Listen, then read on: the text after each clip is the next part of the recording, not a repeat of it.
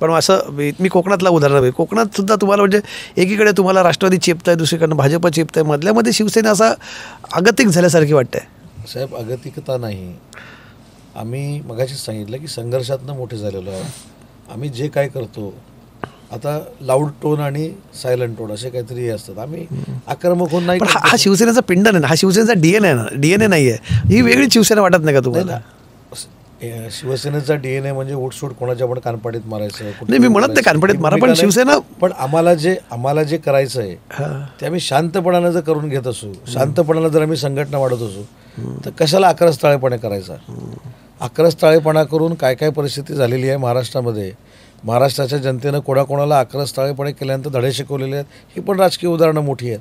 त्याच्यामुळे शिंदेसाहेबांचं नेतृत्व 100% संयमी आहे आणि संयमी नेतृत्व म्हणून ते सगळं जर करून घेत असतील आणि वंदनीय बाळासाहेब करायचे किंवा दिघेसाहेब करायचे, तोच आउटपुट निघत असेल तर आक्रमक व्हायची काय आवश्यकता आहे? तुम्हाला त्याची गरज वाटत नाही.